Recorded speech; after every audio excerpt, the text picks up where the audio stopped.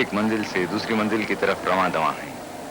سامان سمیٹا جانے لگا، دریاں، قالین اور فرش لپیٹے جانے لگے، خیمے بھی اکھاڑ لیے جائیں گے، اور 1 ہی 2 گھنٹے کے بعد اس میدان میں پھر ہمیشہ کی طرح خاموشی اور ویرانی چھا جائے گی، اور صرف ہوا خاک اڑانے کو رہ جائے گی۔ ایسی خاک جس کے لیے مدتوں مسلمان اپنے اپنے وطن میں منہ پر ملنے کے لیے تڑپتے رہتے ہیں، اور کئی تو بغیر اس پاک جلوے کو دیکھے ہی دنیا سے کوچ کر جاتی ہیں۔ یوں تو نگاہ شوق نے کیا کیا نہیں دیکھا، جلوہ جو دیکھنا تھا وہ جلوہ نہیں دیکھا۔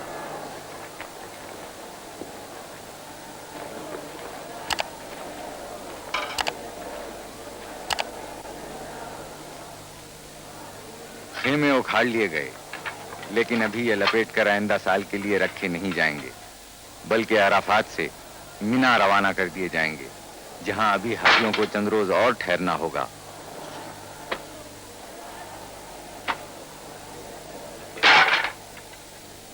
عرفات اور مشعر الحرام کے درمیان تقریباً 10 میل سے زیادہ فاصلہ نہیں، لیکن بھیڑ کی وجہ سے راستہ نہیں ملتا۔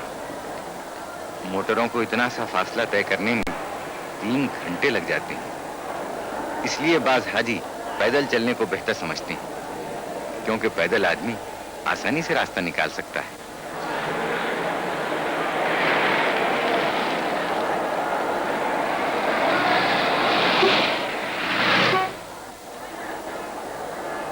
مشعر الحرام میں نہ کوئی عمارت ہے نہ خیمے، بس آسمان کی چھت ہے اور زمین کا فرش۔ حاجیوں کو یہاں ایک رات گزارنی پڑتی ہے۔ رات ہی میں حاجی یہاں سے چھوٹی چھوٹی کنکریاں چن کر جمع کر لیتے ہیں، جو دوسرے دن مینا کے میدان میں 3 شیطانوں کو مارنے کے کام آتی ہیں، تاکہ حضرت ابراہیم علیہ السلام کی طرح بدی پر نیکی کی فتح کے سبق کو پھر سے دہرا لیں۔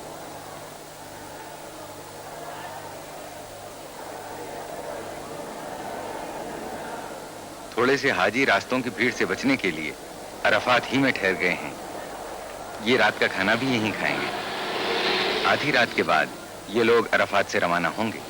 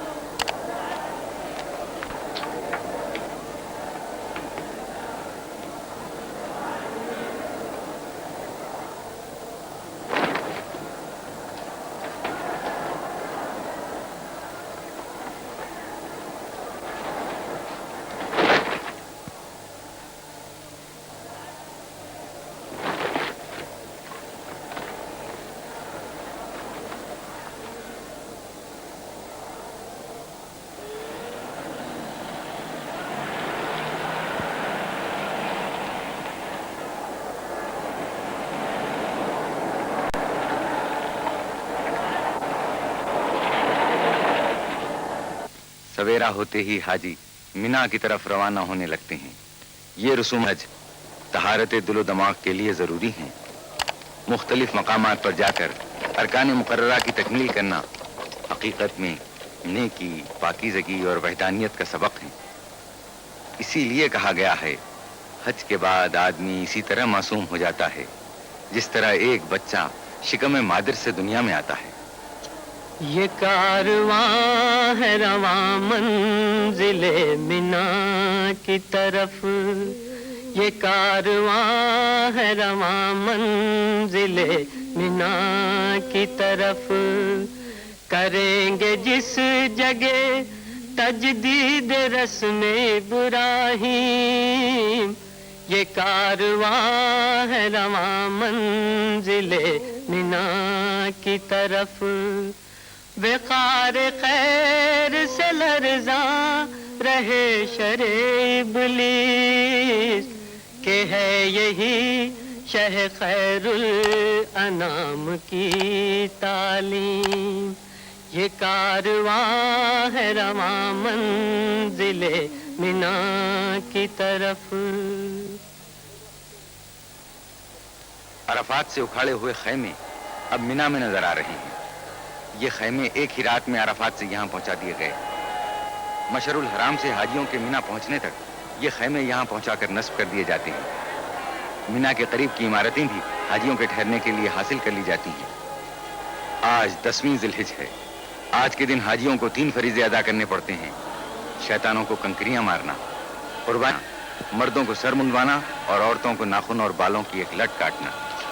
یہ مکروہ حیولہ شیطان کا ہے۔ یہاں ایسے 3 شیطان ہیں۔ ہر شیطان کو 7 کنکریاں ماری جاتی ہیں۔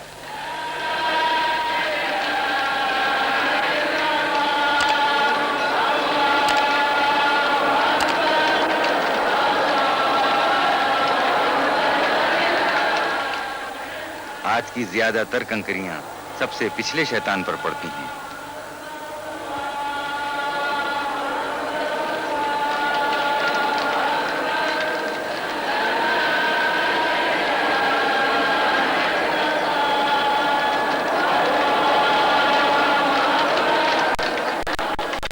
بعض حاجی کنکریاں مارنے پر اتفاق نہیں کرتے، جوش میں آ کر اپنے پھٹے پرانے چپل بھی پھینک مارتے ہیں۔ یہ تینوں شیطان جمرات کہلاتے ہیں اور کنکریاں مارنے کو رمی جمرات کہتے ہیں۔ یہ تینوں شیطان پتھر اور گچ کے 3 ستون ہیں جن پر کنکریاں ماری جاتی ہیں۔ یہ دیواروں کے احاطے میں ہیں۔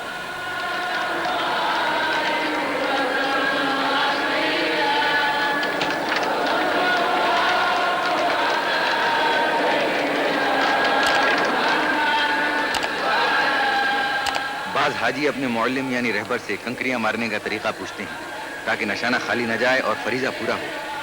بعض اپنی کنکریاں بار بار گنتے ہیں تاکہ اطمینان ہو جائے کہ تعداد سے زیادہ یا کم تو نہیں ہے۔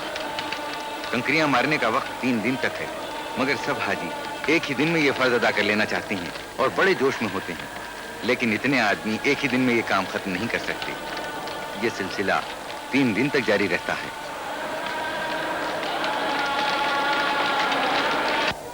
10ویں ذی الحجہ کو حاجی کے لیے مینا میں قربانی کرنا واجب ہے۔ ایک اونٹ یا ایک دمبا یا ایک مینڈھا یا کم سے کم ایک بھیڑ۔ اگر ایک سے زیادہ جانوروں کی قربانی کریں تو اور بہتر ہے۔ صاحب حیثیت اکثر ایک سے زیادہ قربانی کرتے ہیں۔ اگر حج کے زمانے میں کوئی ایسی لغزش ہو گئی ہو جو حج میں منع ہے تو اس کے لیے ایک قربانی الگ کفارے کے طور پر کرنی پڑتی ہے۔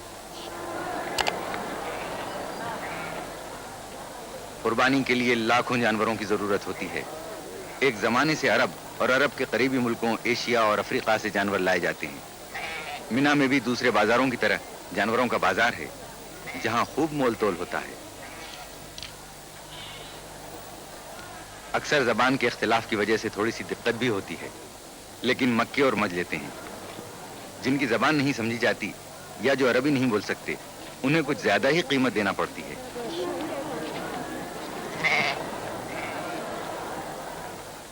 قربانی کا فرض ادا ہونا شروع ہو گیا۔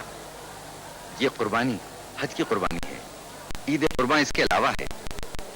جو لوگ خود ذبح نہیں کر سکتے ان کی طرف سے قصاب ذبح کر دیتے ہیں۔ قربانی دینے والے صرف ہاتھ لگا دیتے ہیں۔ ہر سیکنڈ قربانی کیے ہوئے جانوروں کی تعداد بڑھتی جاتی ہے اور جگہ کی تنگی ہوتی ہے، اس لیے بڑی بڑی خندقوں میں قربانی کیے ہوئے جانوروں کو بھرتے جاتے ہیں جو پہلے سے کھود کے تیار رکھی جاتی ہیں۔ جو حاجی قربانی کر چکا ہے وہ فوراً ہی اپنی جگہ دوسرے کے لیے چھوڑ دیتا ہے۔ چھوٹے جانوروں کے علاوہ اونٹ کی بھی قربانی دی جاتی ہے۔ بلڈوزروں کے ذریعے خندقوں کو دبا کر برابر کر دیتے ہیں تاکہ ہوا خراب نہ ہو۔ قربانی حضرت ابراہیم کی یادگار ہے اور اللہ نے اس واقعے کو تاریخی اہمیت دے دی۔ مسلمانوں پر اس کو اس لیے فرض کر دیا کہ ایسی بے لوث بے غرض محبت پیدا کر لی جس میں رتی برابر شبہ نہ ہو۔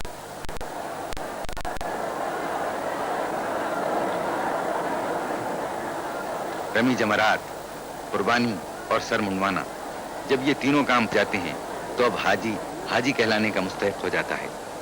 حج کے باقی اعمال میں صرف اتنا اور باقی رہ جاتا ہے کہ مینا سے روانگی سے پہلے دوبارہ رمی جمرات کرے، پھر مکہ واپس جا کر کعبے کے گرد 7 بار طواف کرے اور صفا اور مروہ کے درمیان صحیح کرے۔ مبارک تم کو تکمیل رسوم اولی کرنا، مبارک تم کو تعمیل الہ العالمین کرنا۔ خدایا ہر مسلمان کو یہ روزے باسعادت دے، دیا شوق زیارت سب کو توفیق زیارت دے۔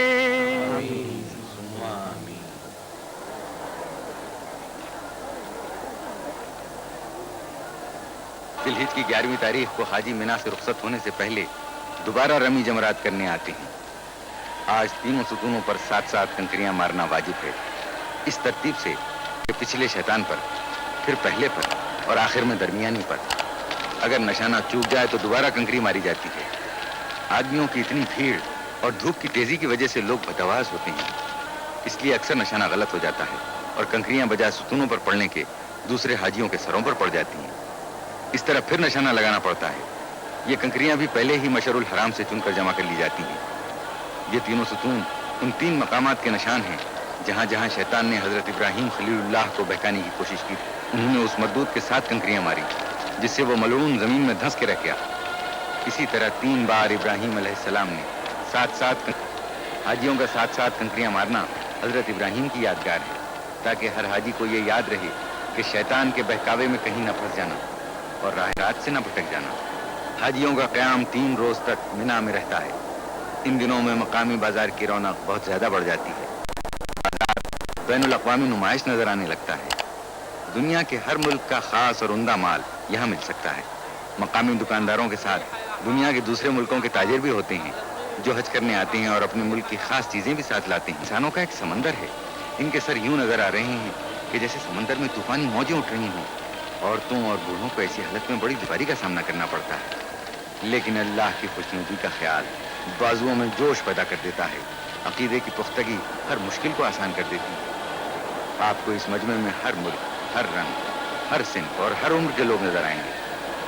مرد، عورت، بوڑھے، جوان، گورے، سانولے، زرد اور سیاہ فام۔ مینا کا میدان ایک چلتا پھرتا چمن سا نظر آتا ہے جس میں ہر رنگ کا پھول ہو، ہر چیز جدا جدا، مگر جس طرح وہ کام ایک کر رہے ہیں اس طرح ان کے دلوں میں بھی ایک نور ایمانی ہے، ایک حالت اور ایک خیال دل میں لیے ہوئے۔ اللہ اکبر، اللہ اکبر، لا الہ الا اللہ، اللہ اکبر۔ اے خدا تو عظیم ہے، تو واحد ہے، تو بڑا ہے۔ پچھلی خطاؤں کو درگزر کر آئندہ نیک رہنے کی توفیق عطا فرما، کیونکہ تیری رحمت بے پایاں ہے۔ رحمت پر تیری میرے گناہوں کو ناز ہے۔ بندہ ہوں، جانتا ہوں تو بندہ نواز ہے۔ رمی جمرات کے لیے ہر شخص دوسرے سے آگے بڑھ جانا چاہتا ہے۔ اس طرح جوش میں آنا اور شیطانوں کو کنکریاں مارنا عجیب نظارہ پیش کرتا ہے۔ مینا میں حاجیوں کے ٹھہرنے کا مسئلہ اب بھی توجہ کرنے کے قابل ہے۔ تمام خیمے اور وہ عمارتیں جو حاصل کر لی جاتی ہیں ان میں بھی ایک کی جگہ کئی آدمیوں کو مجبوراً ٹھہرایا جاتا ہے، پھر بھی ایک بڑی تعداد یوں ہی رہ جاتی ہے۔ مینا میں یہ ہے مسجد خیف۔ یہ اتنی ہی قدیم ہے جتنا دین اسلام۔ حضور سرور عالم نے اپنے صحابیوں کے ساتھ کئی بار اس مسجد میں نماز جماعت ادا فرمائی ہے۔ مسجد کا صحن کافی بڑا ہے جس کی لمبائی 100 میٹر اور چوڑائی 90 میٹر ہے۔ مسجد کے صحن میں ایک گنبد ہے جس کے متعلق کہا جاتا ہے کہ یہ حضرت کے ٹھہرنے کا حجرہ تھا جس میں حضرت نے تہجد کی نماز ادا فرمائی تھی۔ جرے کونین کے بڑے ہیں قدم، نہیں وہ خاک کے ذرہ شر کی عظمت کے، یہ سب امین ہیں میراث آدمیت کے۔ نلوں میں پینے کا پانی زیادہ تر باولیوں سے حاصل کیا جاتا ہے۔ باولیاں ایرانی طرز کی اور سینکڑوں سال پرانی ہیں۔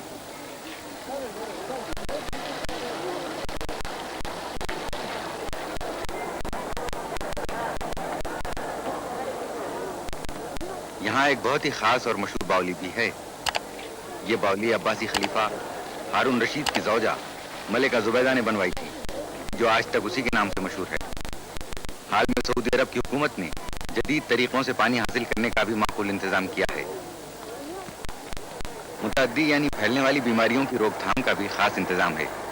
سعودی حکومت کی وزارت صحت کی طرف سے ایک کیمپ قائم کر دیا جاتا ہے۔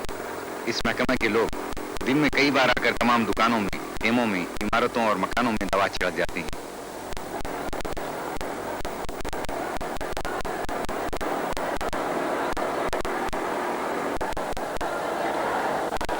अभी तक पूरे हाजियों से रमी जमरात का फर्ज अदा नहीं हुआ है।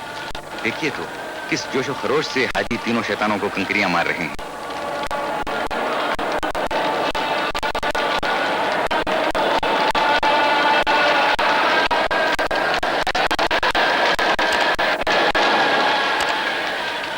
शैतान कंकरियों में डूब गए हैं। यूं लगता है जैसे शैतान लानत के समंदर में गर्क होकर रह गया हो।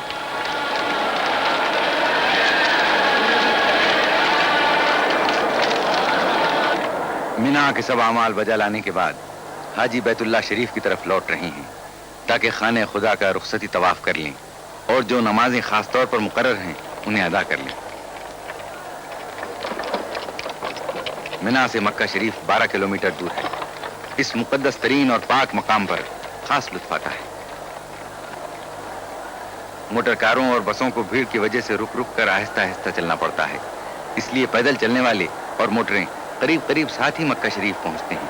तेरे एहकाम पर चलते रहे हम, तेरे एहकाम पर चलते रहे हम, यही है मुद्दा दिल का हमारा, यही है मुद्दा दिल का हमारा, करीमा दावरा परवर दिगारा। हम एक बार फिर मस्जिदुल हराम के दरमियान काबा मुअज्जम की जियारत के लिए हाजिर हुए। मस्जिदुल हराम की वसी इमारत के दरमियान काबा दिल की हैसियत रखता है। मस्जिदुल हराम के वसी सहन में सफेद कपड़े के थान फैले हुए हैं। ये थान काबे के पर्दे से मस्क किए जाते हैं और इन पर जमजम का पानी छिड़का जाता है। हाजी इस कपड़े को ले जाते हैं ताकि मरने के बाद उन्हें इसी कपड़े का कफन दिया जाए। मौत बरहक है कि जो भी है वो फानी है। खाने खुदा जिसकी बुनियाद इब्राहीम अलैहिस्सलाम ने रखी और हुजूर अकरम ने इसकी तकमील फरमाई।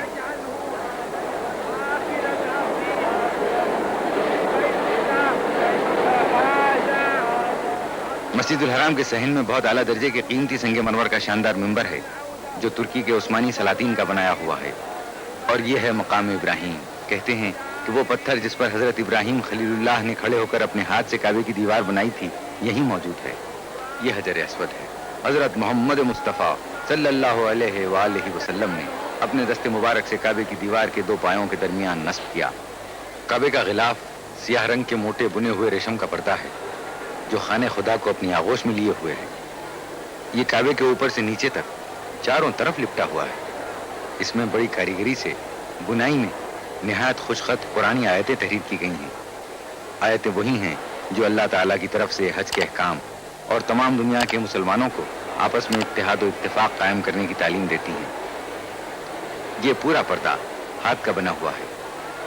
इस फिल्म की तैयारी के मौके पर जब हमारे कैमरामैन ने मस्जिदुल हराम की अक्कासी शुरू की तो आसमान बिल्कुल साफ था, लेकिन यकायक बादल आने शुरू हुए और देखते ही देखते सारा आसमान बादलों से ढक गया। मुश्ताक तजल्ली को बस एक तजल्ली दे, बढ़ जाए तरफ दिल की कुछ ऐसी तसल्ली दे। मुश्ताक तजल्ली को बस एक तजल्ली दे।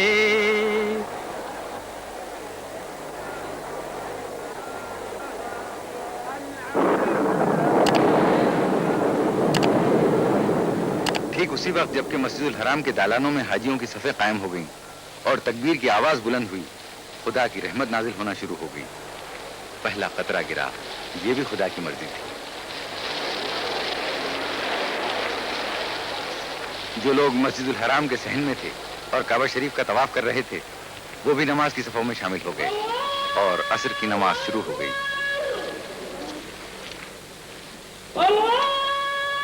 शुरू करता हूँ अल्लाह के नाम से जो बहुत मेहरबान और रहम करने वाला है।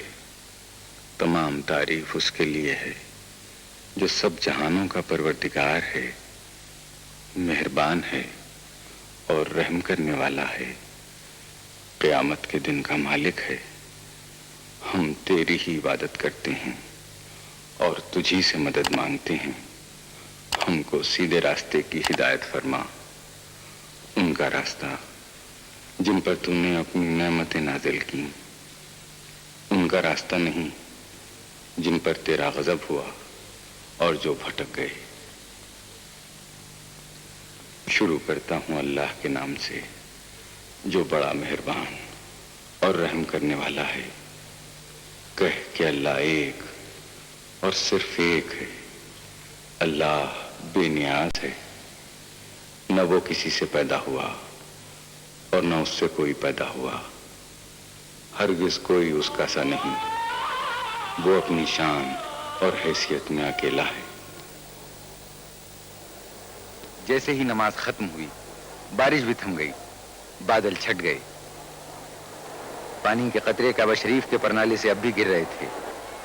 سورج کی روشنی میں زیادہ چمک آ گئی، گویا ان لوگوں کی پاکیزہ دلوں کی روشنی نظر آنے لگی جو حرم خدا کے کبوتروں کی طرح بھولے والے سلو آشتی کا نمونہ بنے ہوئے اپنے پروردگار کا حکم پورا کرنے کے لیے دور دراز ملکوں سے آ کر جمع ہو گئے ہیں۔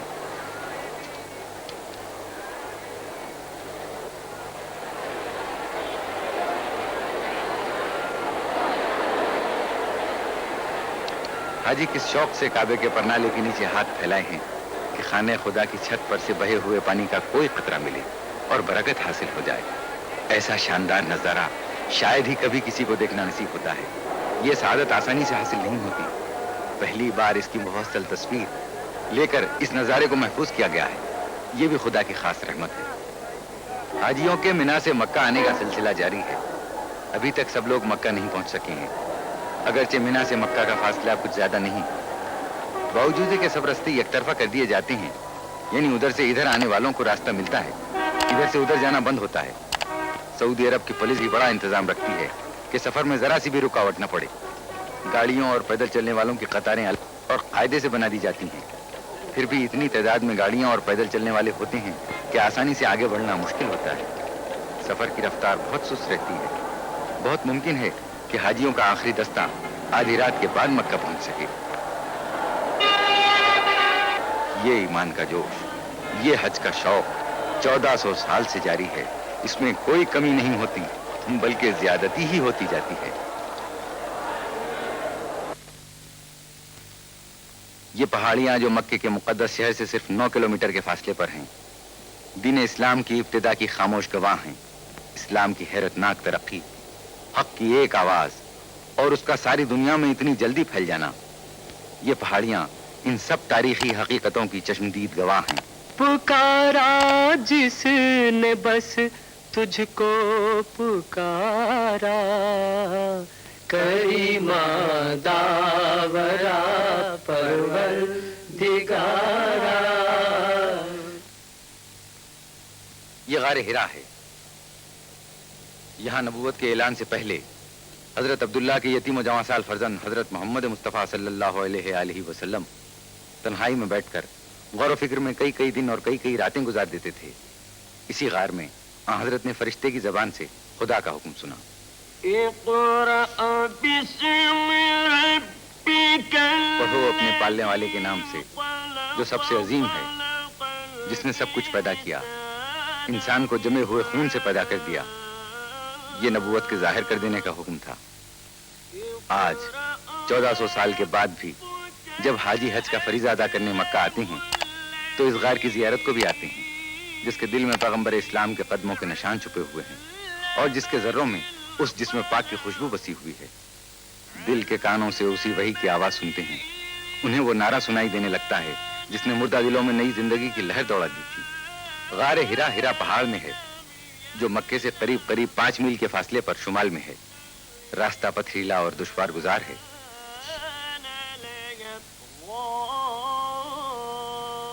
یہاں سے ہم پھر مینا جاتے ہیں۔ اب مینا بالکل خالی، خاموش، جوتے اور کنکریاں کھا کر بڑا شیطان بھی چپ ہے۔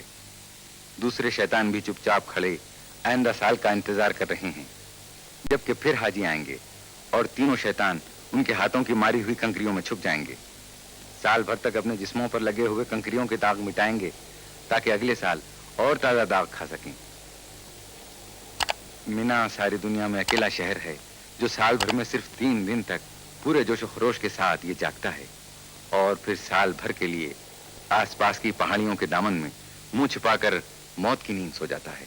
قدرت کا شاید یہ بھی منشا ہو، انسان اس سے عبرت حاصل کرے کہ آدم سے پہلے یہ زمین خاموش تھی، ویران تھی، پھر آدم اپنے گناہوں کی پاداش میں زمین پر بھیجے گئے، ویرانیاں زبردست آبادیوں میں تبدیل ہو گئیں، نیکی و بدی کی جنگ ہوتی رہی، پھر ایک دن آئے گا، سور پھونکا جائے گا، قیامت آئے گی، سارے انسانوں سے دنیا ایک بار پھر خالی ہو جائے گی، سنسان ہو جائے گی۔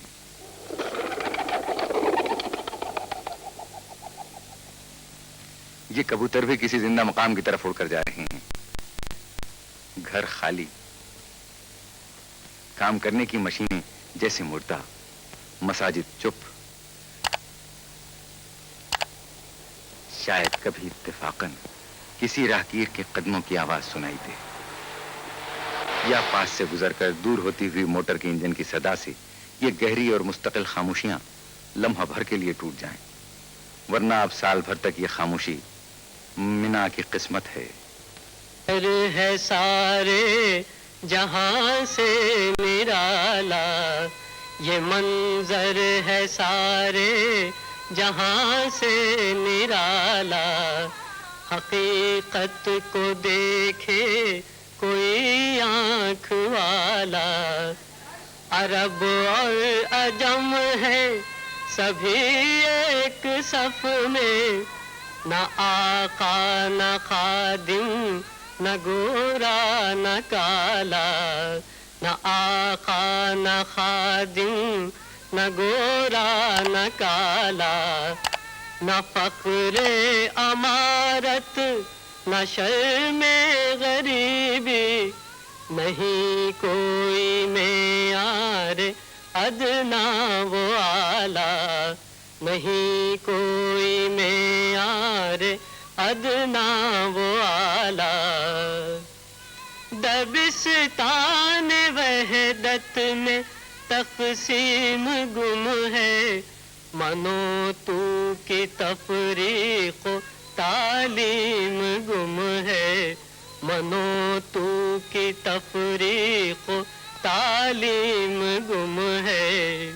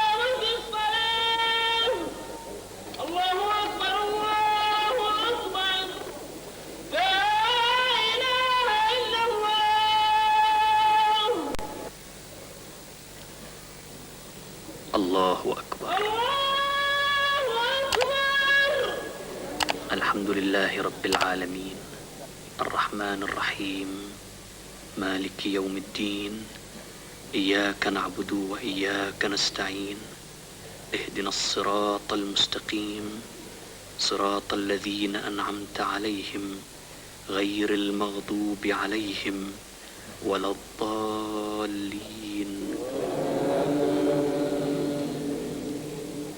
والعصر إن الإنسان لفي خسر إلا الذين آمنوا وعملوا الصالحات وتواصوا بالحق وتواصوا بالصبر.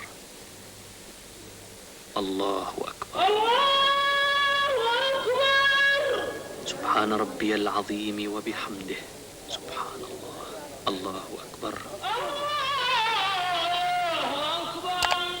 سمع الله لمن حمده. الله أكبر. سبحان ربي الأعلى وبحمده. سبحان الله. الله أكبر. أستغفر الله ربي وأتوب إليه. الله أكبر. سبحان ربي الأعلى وبحمده. سبحان الله. الله أكبر. الحمد لله رب العالمين الرحمن الرحيم مالك يوم الدين إياك نعبد وإياك نستعين اهدنا الصراط المستقيم صراط الذين أنعمت عليهم غير المغضوب عليهم ولا الضالين.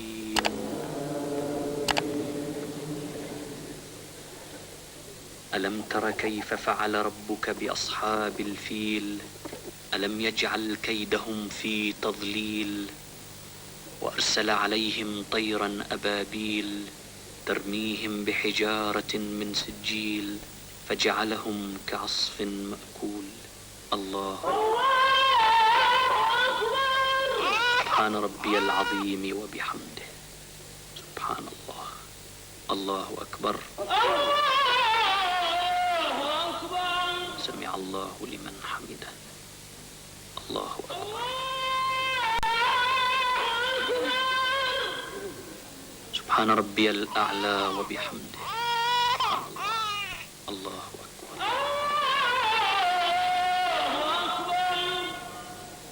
استغفر الله ربي وأتوب إليه. الله أكبر.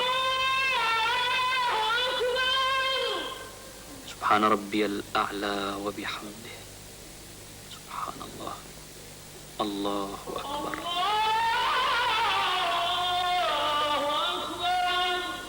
أشهد أن لا إله إلا الله وأشهد أن محمدا عبده ورسوله. السلام عليكم ورحمة الله. السلام عليكم ورحمة الله.